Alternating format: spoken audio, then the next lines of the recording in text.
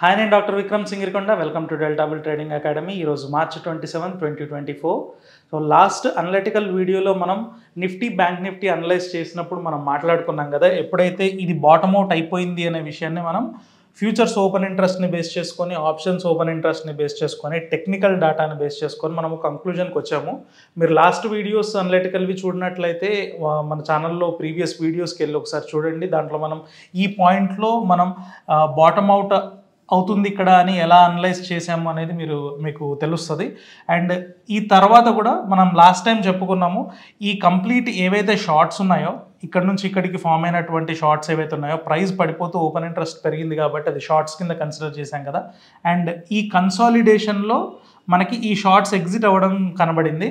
And మనం last time మాట్లాడుకున్నాం, ఒకవేళ కనుక ప్రైస్ పెరిగేప్పుడు ఇంకా కొంచెం స్టీప్గా ఈ పాత ఓవై పడిపోయినా షార్ట్ కవరింగ్ వల్ల ప్రైస్ పైకి వెళ్ళడానికి అవకాశం ఉంటుంది. లేదంటే ప్రీవియస్గా ఫామ్ అయిన ఓపెన్ ఇంట్రెస్ట్ కన్నా ఎక్కువ ఓపెన్ ఇంట్రెస్ట్ కనుక బిల్డ్ అయినట్లయితే స్ట్రాంగ్ లాంగ్స్ బిల్డ్ అవ్వడం వల్ల పైకి వెళ్ళడానికి అవకాశం ఉంటుంది. ఈ రెండు కారణాల వల్ల మళ్ళీ నెక్స్ట్ ప్రీవియస్ హై టెస్ట్ చేయడానికి అవకాశం ఉండడానికి ఆస్కారం ఉందని చెప్పి మనం లాస్ట్ వీడియోలో మాట్లాడుకున్నాం కదా. సో ఇప్పుడు చూసినట్లయితే ఇప్పుడు మనకు అదే కనబడుతుంది.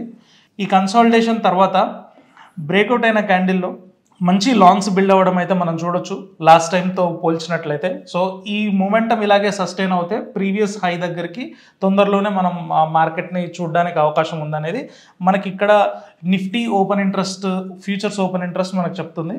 అదే బ్యాంక్ నిఫ్టీ చూసారనుకోండి, బ్యాంక్ నిఫ్టీలో కూడా ఈ కంప్లీట్ ఫాల్లో బిల్డ్ అయిన ఓపెన్ ఇంట్రెస్ట్ ఇంకా అన్వైండ్ అవ్వలేదు. అండ్ నిఫ్టీతో పోల్చుకున్నట్లయితే ఇది హ్యూజ్ వొలటైల్గా కనబడుతుంది. ప్రైస్ యాక్షన్ చూసినట్లయితే అన్ని డోజీలు అండ్ ఇవి స్పిన్నింగ్ టాప్స్ అంటారు. స్పిన్నింగ్ టాప్ గురించి చెప్పాను కదా, మీకు బాడీ చిన్నగా ఉండి అప్పర్ అండ్ లోవర్ షాడోస్ పెద్దగా ఉన్న వాటిని స్పిన్నింగ్ టాప్స్ అంటారు. ఇలాంటి స్పిన్నింగ్ టాప్స్ ఫామ్ అయినప్పుడు మనకి అర్థం చేసుకోవాల్సింది ఏంటంటే, ట్రేడర్స్ ఇక్కడ కాన్ఫిడెంట్గా లేరు, ఏ డైరెక్షన్ వైపు కూడా కాన్ఫిడెంట్గా లేరు.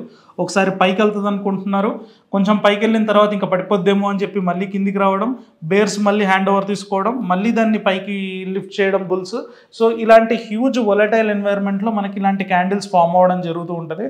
మనం బ్యాంక్ నిఫ్టీలో అలాంటి క్యాండిల్స్ గత 2 వీక్స్ నుంచి మనం చూడొచ్చు. సో బ్యాంక్ నిఫ్టీకి దూరంగా ఉండడమే బెటర్.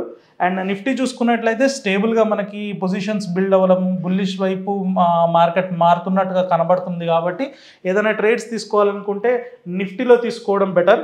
సో ఏ లెవెల్స్లో తీసుకోవాలి, ఎక్కడ సపోర్ట్ ఉండడానికి అవకాశం ఉంది, నెక్స్ట్ ఎంత దూరం వెళ్ళడానికి అవకాశం ఉంది అనేది ఆప్షన్స్ ఓపెన్ ఇంట్రెస్ట్ చూసి మనం ఫైనలైజ్ చేద్దాం.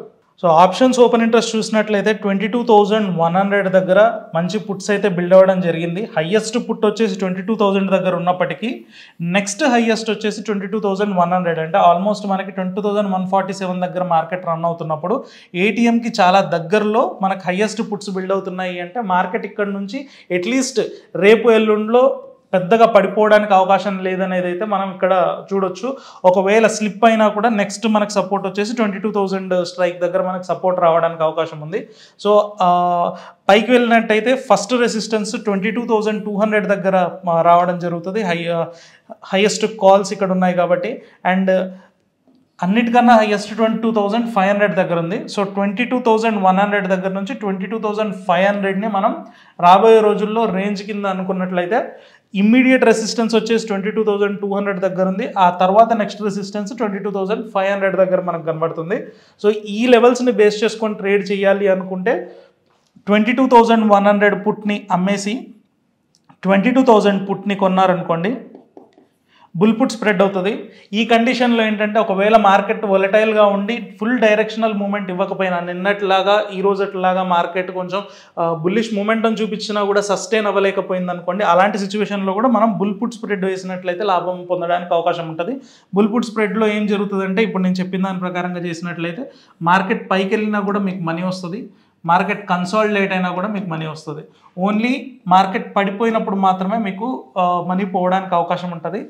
ఈ విషయంలో కూడా హెవీగా పోకుండా మనకి హెడ్జ్ ఉంటుంది కాబట్టి 22,000 పుట్టు దగ్గర మనం ఆల్రెడీ పుట్టు కొనేసి ఉంటాం కాబట్టి ఈ హెడ్జ్ వల్ల ఏమవుతుందంటే లాస్ అనేది లిమిటెడ్గా ఉంటుంది అండ్ ప్రాఫిట్ ఉన్న 3 సినారియోస్లో 2 సినారియోస్ మనకి ప్రాఫిట్ రావడానికి అవకాశం ఉంది కాబట్టి ఇది చూసుకున్నట్లయితే ఈ రకంగా చేస్తే మనకి నెక్స్ట్ 2 డేస్లో ప్రాఫిట్స్ తీసుకోవడానికి అవకాశం ఉంటుంది. మళ్ళీ నెక్స్ట్ అనలిటికల్ వీడియోలో మళ్ళీ కలుద్దాం. Thank you.